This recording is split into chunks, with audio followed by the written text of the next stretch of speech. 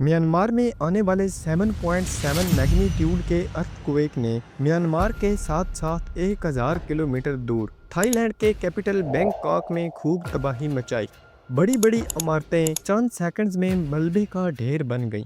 कई लोग इन इमारतों के मलबे के नीचे दब गए, जिनको रेस्क्यू करने का सिलसिला अभी तक जारी है।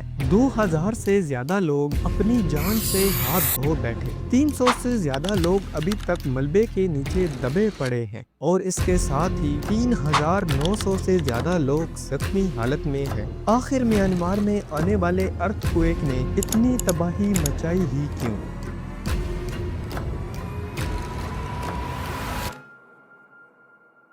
म्यांमार की लोकेशन को देखा जाए तो ये एक्टिव अर्थक्वेक बेल्ट के बिल्कुल ऊपर वाक़ है, जिसका मतलब है कि ये अक्सर अर्थक्वेक की लपेट में रहता है। 28 मार्च को आने वाले अर्थक्वेक का सेंटर सैगैंग टाउन से 16 किलोमीटर दूर था, लेकिन इसके करीब 1.5 मिलियन आबादी वाला शहर मेंडाले पड़ता है। इस अर्थक्वेक ने मेंडाले में बहुत से हिस्टोरिकल टेम्पल्स और पैलेसेस को भी नुकसान पहुंचाया। एडावेडी रिवर का ब्रिज भी कुछ ही देर में तबाह हो बर्बाद होकर रह गया। इस अर्थक्वेक ने 1000 किलोमीटर रेडियस के अंदर खूब तबाही मचाई, जिनका सबूत इन वीडियोस में देखा जा सकता है।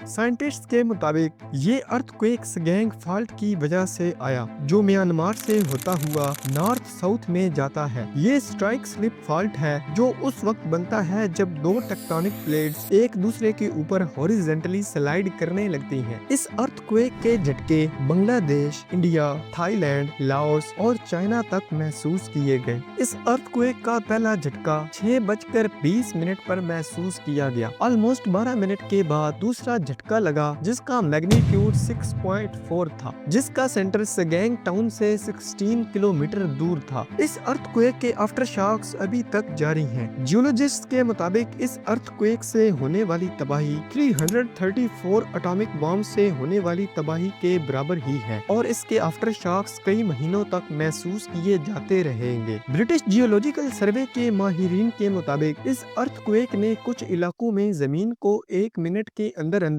16.4 फीट ऊपर धकेल दिया। इस अर्थक्वेक से मुतासर होने वाले 6 रीजन सगैंग, मिंडाले, मैगवे, बागू, शान और नाई पाई ताऊ में इमरजेंसी डिक्लेयर कर दी गई है। थाईलैंड के कैपिटल बैंकॉक में अर्थक्वेक ने ऊंची ऊंची बिल्डिंग्स को खूब नुकसान पहुंचाया। बहुत सी बिल्डिंग्स हवा में लहराती हुई नजर आई, तो दूसरी तरफ बिल्डिंग्स के रूफटॉप्स पर बनाए गए वाटर पूल्स चंद ही सेकंड्स में आफत बरसाने लगे। बैंकॉक में बहुत सी अंडर कंस्ट्रक्शन बिल्डिंग्स चंद ही सेकंड्स में पूरी तरह मलबे का ढेर बन गईं। लोग अपनी जान बचाने के लिए बड़ी बड़ी बिल्डिंग से दूर भागने लगे। ये अर्थक्वेक दिसंबर 26, 2004 में कोस्ट ऑफ इंडोनेशिया में आने वाले 9.1 मैग्नीट्यूड के अर्थक्वेक, जिसमें 228,000 लोग मारे गए थे, के बाद दूसरा बड़ा अर्थक्वेक माना जा रहा है। खैर, कुदरत के आगे सबको झुकना ही पड़ता है। उम्मीद है आपको हमारी ये माइनर सी एफर्ट पसंद आएगी। मजीद अच्छी वीडियोस को देखने के लिए हमारे YouTube पेज को लाइक, शेयर और सब्सक्राइब करना मत भूलिएगा। शुक्रिया।